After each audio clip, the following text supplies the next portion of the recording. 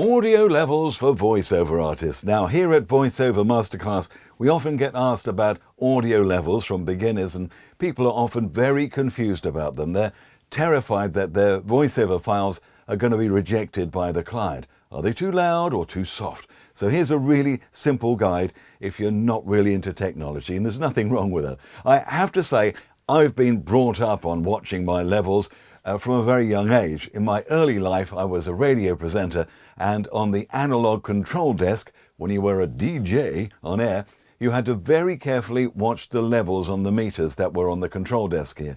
Now in the UK, we use in broadcasting PPM meters, peak program meters. So when I was a DJ on air, songs or records, as they were compressed, squashed up, they had to peak at 4, but our live voices that were uncompressed had to peak at 6, and we really got told off from the radio station engineers if we were too low or too high. In most other parts of the world, radio stations have the VU meter system, standing for volume unit.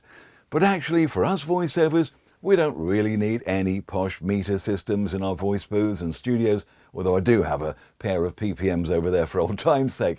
We just need to concentrate on the levels in our audio software programs. No matter what type of audio software program you have, you will have figures like this up the side. Could be to the left, could be to the right. In Adobe Audition, it's on the right. The loudest sound will be 0. I know that's kind of weird, but just go with me here. It's the way that sound is measured. And you can't go higher than 0, or else it would distort in the digital world. And complete silence is infinity down here. So this is the default scale on Adobe Audition. By the way, if you have WavePad, it's the similar scale with infinity in the middle and 0 as the loudest noise. If you're using Audacity, you won't see this scale as default. You'll need to right-click the scale and choose linear dB, linear decibels, to see the equivalent scale. For us voiceovers, most of our work is going to be sending off good quality files to clients who play around with it in their posh studios themselves. They've got the meters there, but we don't need them. But they want it nice and clean and distortion-free, and also without any hiss in the background.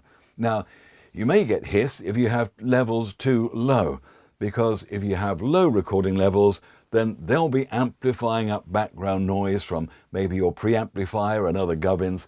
So you want to make sure it's not too soft, but also you don't want to make sure it's not too loud, because as soon as anything goes over 0, it will distort, and in the digital world, distort badly. Now, there's no way I can give you exact levels you have to stick to, because your voice is moving around all over the time, isn't it? And the levels will move around all over the time. So if you just stick to something like this waveform you're seeing on screen now, that should be absolutely fine. All right, so you're not recording and looking at the numbers as you're speaking. That would be crazy. So basically, the waveform, it's not soft enough to create hiss or noise when amplified, and it's not loud enough to create distortions. But this is average voice style of narration, in the same way I'm talking now.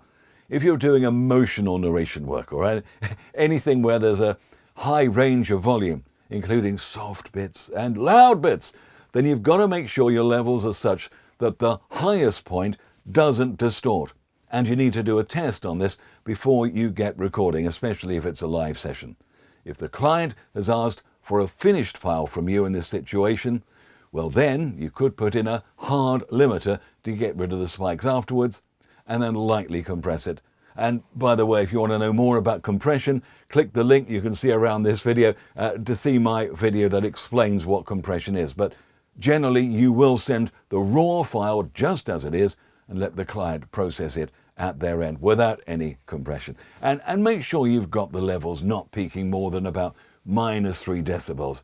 And you should ideally normalize your waveform and set it to -3 dB to achieve this. So that's my extremely simplified look at levels, and it's just to stop newcomers from worrying, eh? Have I stopped you from worrying? Now, if you'd like to learn more about how to become a voiceover and technical information ranging from very simple to intermediate to advanced tips and courses, check out voiceovermasterclass.com. All the best.